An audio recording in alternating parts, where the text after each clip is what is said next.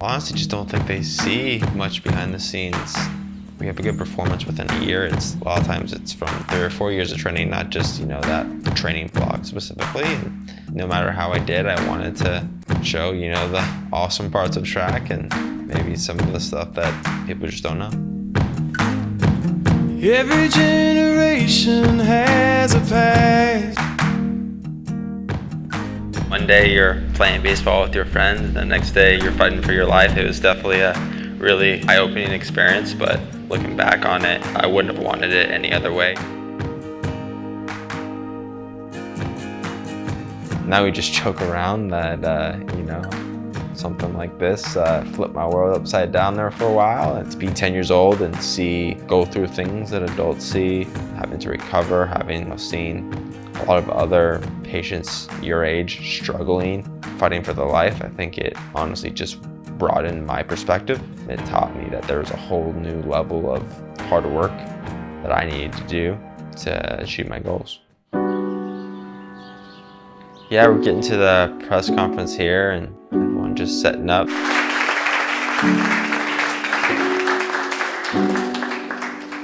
Press conference, which we don't usually do. It's always fun when you get to do it. And I'm up there with some of Canada's best athletes, which is super cool. And I'm not really in awe of really anyone. I don't know, I feel like growing up in an athletic family. I'm going to call Nate Riech up here.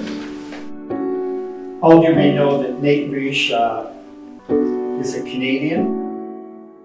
That is Mr. Clement, who started Harry Jerome. Really cool to be up there with him. And when I talked about, he had a stroke and my traumatic brain injury, so it was cool to connect on that level. Always really cool when someone can understand where you're coming from. I remember being paralyzed and walking is still the hardest thing that I ever had to do, relearn. And if my story encourages a kid to take that first step, then I think I'm doing something right. Can you imagine the gold medal at the Paralympics last year, a world record in the 1500 at 3:47, which actually on a bad day might even give you guys a bit of a Yeah, I'm the Paralympic champ. Yeah, no, it still sounds weird for people to say to me that I'm that. I think I just view myself as a guy that's super goofy and likes to have a lot of fun. So I head to the track to do my pre-meet, usually 24 hours before the race. I'm walking on my way to grab my Hypervolt to start doing some of the tissue work that I like to do. It's about a 30 to 40 minute process. I don't stretch both sides. I stretch what my imbalances are. My right hip is anterior rotated, so that means the right side is tight, and my left part is posterior rotated, so that means my glute and hamstring are tight on my left side. I'll do basically a 10 or 15 minute jog with some what we call steady, and then we will do 2 times 200 at race pace just to get the rhythm and feel of what race day will feel like. I really don't think about the race very much until race day. Right now I'm more thinking about where am I gonna go eat next.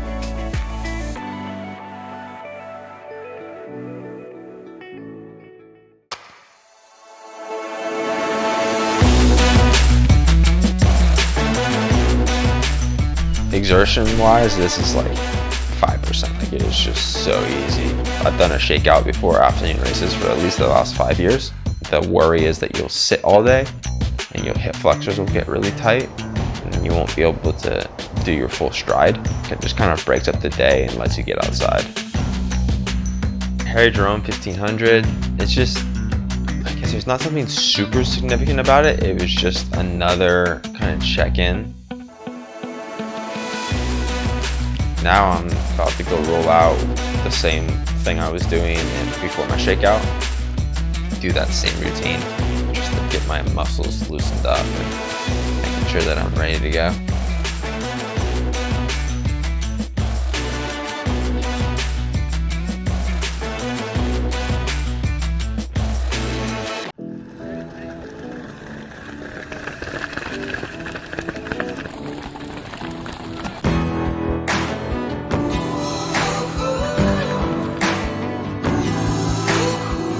When I'm just chilling and trying to kind of calm down, yeah, I'll listen to some country music, which a lot of my teammates make fun of me for. because I'm supposedly the only country music fan in our groups. We always say that like relaxed running is fast running. And so I always just try to be relaxed, and country music seems to do it for me, so. With my sports psychologist and I, we created like this ultra ego called Grey Wolf Mentality, which is my middle name. And I kind of just go to this very dark place in the hospital on an IV, and just you hear that like dripping noise. I don't know why I go to that place, but that's just kind of where I go. It kind of calms me a little bit too, which is a bit strange.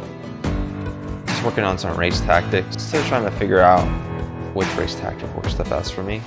Either being a front runner, or you're in the top 3 at all times, or someone who likes to come from behind, what they call a kick. Still trying to find what strategy works best for me. We're trying to be mid-pack on this one and have a really big last lap. I did some of it right. Not all of it though. Guy to my outside was kind of cutting me off a little bit, so I was just trying to not trip, just trying to find my spot. Try not to panic at all. And then I knew I was gonna make a little bit of a move after 100, but I usually don't like to use too much energy the first 100. A lot of times people will sprint the first 100 and then really back off. Nothing special is gonna happen in the first 100.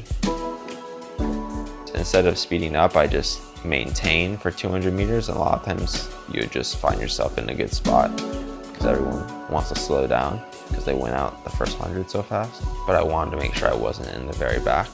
You can get boxed in pretty easy and you can't move out of that box. Usually at 500 meters, I like to go pretty hard. It's such a strategy game, the 1500. Yeah, we're coming up to 800 meters here.